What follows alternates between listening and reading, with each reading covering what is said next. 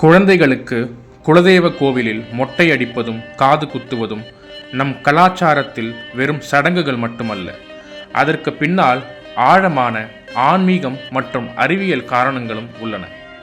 ஆன்மீக ரீதியில் குழந்தை தாயின் கருப்பையில் இருந்தபோது ஒட்டியிருந்த முடிகள் முந்தைய பிறவியின் கர்ம வினைகளாக கருதப்படுகின்றன. அதை நீக்கி இப்பிறவியில் புதிய அத்தியாயத்தை தொடங்குவதன் அடையாளமாகவே மொட்டை அடிப்பதாக சொல்லப்படுகிறது. எதற்காக குலதெய்வ கோவிலில் முதலில் மொட்டை அடிக்கப்படுகிறது என்றால், நம் முன்னோர்கள் வழிபட்ட தெய்வமே குலதெய்வம். அந்த தெய்வத்தின் முன்னிலையில் முதல் முடியை காணிக்கையாக்குவது குழந்தையை அந்த தெய்வம் வாழ்நாள் முழுவதும் காக்கும் என்ற நம்பிக்கையை அளிக்கும் என்பதாலே. இது அல்லாமல் குழந்தை ஆரோக்கியமாக பிறந்ததற்காக இறைவனுக்கு செலுத்தப்படும் நன்றிக்கடனாகவும் இது பார்க்கப்படுகிறது. அறிவியல் ரீதியில் மொட்டை அடிப்பது உடல் வெப்பத்தை சமச்சீர் செய்வதற்கும் உதவுகிறது. குழந்தைகளுக்கு தலைப்பகுதி எப்போதும் மற்ற பாகங்களை விட சற்று வெப்பமாக இருக்கும். மொட்டை அடிப்பதன் மூலம் உச்சந்தலையில் வெப்பம் சீராகி மூளை வளர்ச்சிக்கும் நரம்பு மண்டலத்திற்கும் புத்துணர்ச்சி கிடைக்கும் என்று சொல்லப்படுகிறது. இது மட்டும் இன்றி மொட்டை அடிப்பதால் சரும தூய்மையும் மேம்படும் என்று வல்லுநர்கள் சொல்கிறார்கள். பிறக்கும்போது தலையில் படிந்திருக்கும் அழுக்குகள் மற்றும் கிருமிகள் மொட்டை அடிப்பதன் மூலம் முழுமையாக நீக்கப்படுகின்றன. இதனால் தலைமுடி அடர்த்தியாகவும் சீராகவும் வளர வழிவகுக்கிறது. அறிவியல் பார்வையில் காது குத்துவதாலும் நமக்கு நல்ல பலன்கள் கிடைக்கின்றன. நம் காது மடல்களில் முக்கியமான நரம்பு புள்ளிகள் உள்ளன. காது குத்துவதால் மூளைத்திறன் அதிகரிப்பதாகவும், குறிப்பாக ஆண்களுக்கு விரைவீக்கம் போன்ற நோய்கள் வராமல் தடுக்கப்படுவதாகவும் ஒரு மருத்துவ கருத்து உண்டு. காது குத்துவது செரிமான மண்டலத்தையும் சீராக்க உதவும் என்று நம்பப்படுகிறது. இதை தாண்டி இந்த நிகழ்வில் தாய்மாமன், அத்தை என முறைப்படியே அனைத்து சடங்குகளும் செய்யப்படுவதால் குடும்ப உறவுகளுக்கிடையே பிணைப்பும் அதிகரிக்கும். இந்த விழாவில் கோவிலில் பச்சரிசி பொங்கல் வைத்து சாமிக்கு படைப்பார்கள். அனைத்து உறவினர்களுக்கும் அசைவ உணவோ அல்லது சைவ விருந்தோ அளித்து மகிழ்வது ஒரு முக்கிய அங்கமாகும். குறிப்பாக குலதெய்வத்திற்கு பிடித்த உணவை படைத்து படைப்பு போடும் வழக்கமும் இங்கு பலருக்கு உண்டு. பல குலதெய்வ கோவில்களில் வீடுகளிலிருந்து பொங்கல் பொருட்களை கொண்டு வந்து அங்கேயே விறகு அடுப்பு கூட்டி புது பானையில் பொங்கல் வைப்பார்கள். சூரிய ஒளியின் கீழ் இயற்கையான சூழலில் சமைக்கப்படும் இந்த பொங்கல் அந்த தெய்வத்தின் பிரசாதமாக மிகவும் புனிதமாக கருதப்படுகிறது. பொங்கலை படைத்த பிறகு அது அனைவருக்கும் அன்னதானமாக வழங்கப்படும்.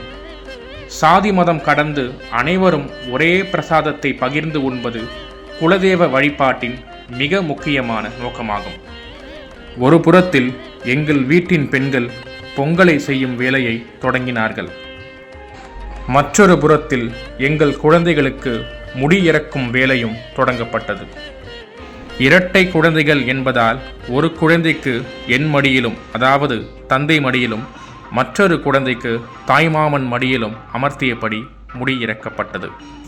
குலதெய்வ வழிபாட்டில் எண்களுக்கு மிகுந்த முக்கியத்துவம் அளிக்கப்படுகிறது. நமது கலாச்சாரத்தில் ஒற்றைப்படை எண்கள் முழுமை பெறாதவை அல்லது வளரக்கூடியவை என்று கருதப்படுகிறது. இரட்டைப்படை எண்கள் ஒரு ஜோடியாக முடிந்துவிடுகின்றன. ஆனால் ஒற்றைப்படை எண்கள் அடுத்த எண்ணை நோக்கி வளரக்கூடிய தன்மை கொண்டவை. குழந்தையின் ஆயுளும் வம்சமும் அதுபோலவே வளர்ந்து கொண்டே இருக்க வேண்டும் என்பதற்காகவே ஒற்றைப்படையில், அதாவது குழந்தைகளுக்கு 1, 3 அல்லது 5 வயதில் மொட்டை அடிக்கப்படுகிறது. ஒரு வழியா நீண்ட போராட்டத்திற்கு பின்பு 2 குழந்தைகளுக்கும் மொட்டை அடித்து சமாதானப்படுத்தி குளிக்கவும் வச்சாச்சு. மொட்டை அடித்த பிறகு கிருமி தொற்றுகள் ஏற்படாமல் இருக்க தலையில் மஞ்சள் நீர் ஊற்றி சுத்தம் செய்வார்கள். இது ஒரு கிருமி நாசினியாக செயல்படும். பின்பு தலை குளிர்ச்சியாக இருக்கவும் வெயிலின் தாக்கம் தெரியாமல் இருக்கவும் மொட்டையடித்த தலையில் முழுமையாக சந்தனமும் பூசுவார்கள். அதையே எங்களது குழந்தைகளுக்கும் செய்தோம்.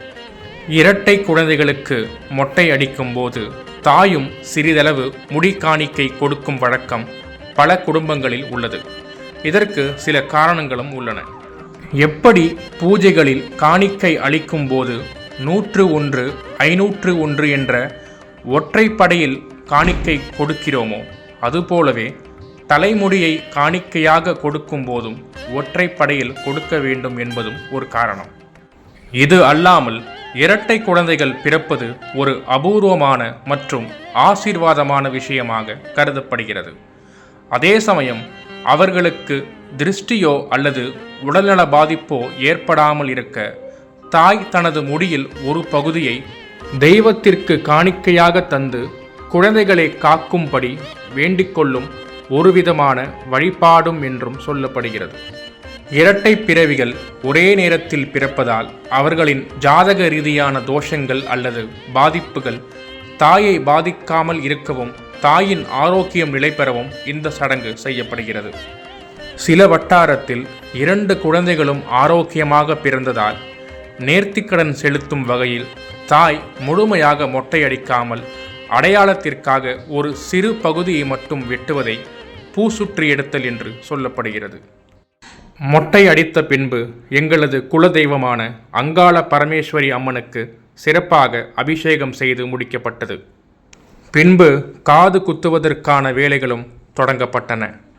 குடும்பத்திற்கு தகுந்தாற் போலவும் குலதெய்வ கோவிலின் மரபுப்படியும் இந்த சடங்கானது மாறுபடும்.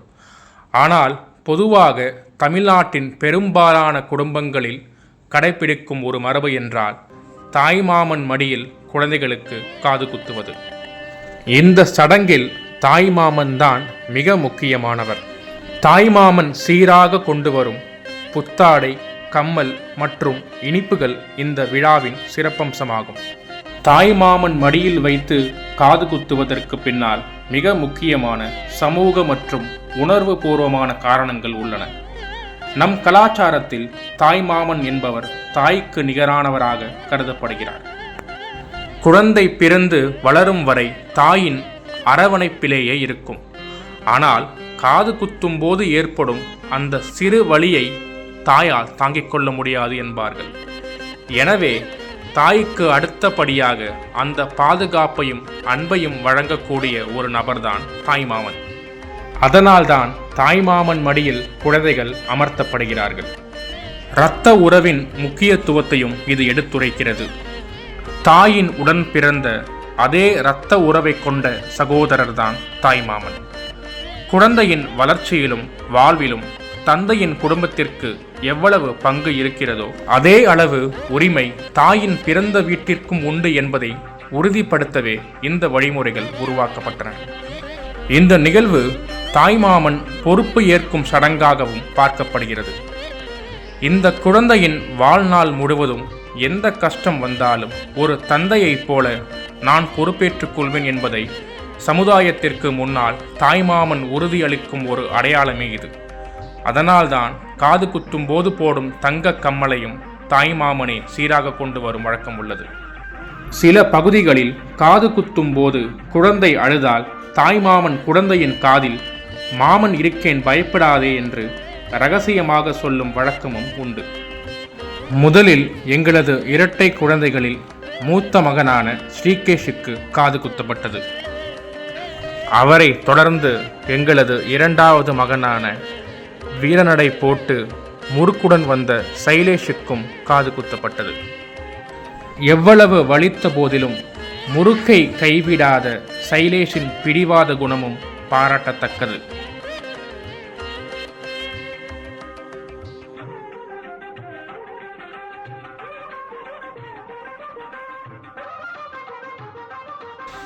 இறைவன் அருளோடும் சொந்தங்களின் உதவியோடும் எங்களது குழந்தைகளின் காதணி விழா சிறப்பாக நடந்து முடிந்தது. பின்பு அம்மனுக்கு பூஜையும் தொடங்கியது. குலதெய்வ வழிபாட்டு முறைகளில் மாவிளக்கு போடுவது என்பது மிக உயரிய ஒன்றாக கருதப்படுகிறது. மற்ற விளக்குகளைப் போலில்லாமல் மாவிளக்கு என்பது நாம் உண்ணும் உணவையே விளக்காக மாற்றி இறைவனுக்கு படைப்பது. மாவிளக்கு என்பது பச்சரிசி மாவு, வெல்லம், நெய், ஏலக்காய் ஆகியவற்றை சேர்த்து செய்யப்படுகிறது. இதில் பச்சரிசி மாவு நமது உடலையும், வெல்லம் நமது அன்பையும் நெய் நமது உயிரையும் குறிக்கிறது என்று சொல்லப்படுகிறது. சுருக்கமாக சொன்னால், இறைவா, என் உடலும் உயிரும் உனக்கே அர்ப்பணம் என்பதை உணர்த்துவதே இந்த மாவிளக்கு வழிபாடு.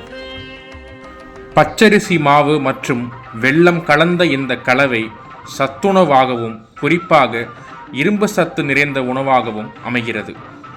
தீபத்தின் வெப்பம் அந்த மாவில் படும்போது அதில் ஒருவிதமான மருத்துவ குணம் சேருவதாகவும் நம்பப்படுகிறது.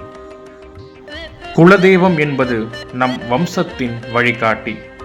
குலதெய்வ கோவிலில் மாவிளக்கு போட்டு வழிபட்டால் நம் குடும்பத்தில் இருக்கும் அறியாமை, வறுமை, நோய்கள் என்னும் இருள் நீங்கி மாவிளக்கின் ஒளியைப் போல நம் வாழ்வும் பிரகாசிக்கும் என்பது நம்பிக்கை. பூஜைகள் முடிந்த பின்பு வந்த நல்லுள்ளங்களுக்கு மதிய உணவும் பரிமாறப்பட்டது.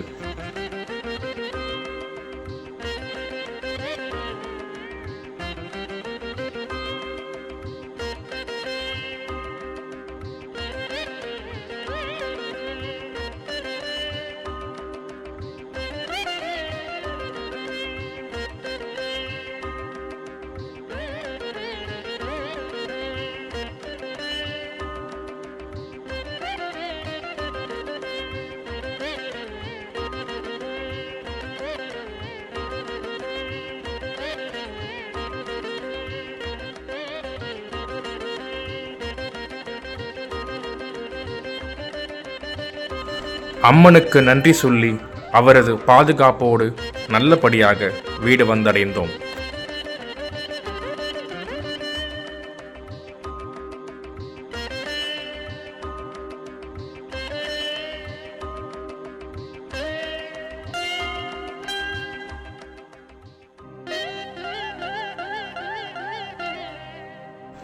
மற்றொரு பதிவில் சந்திப்போம்.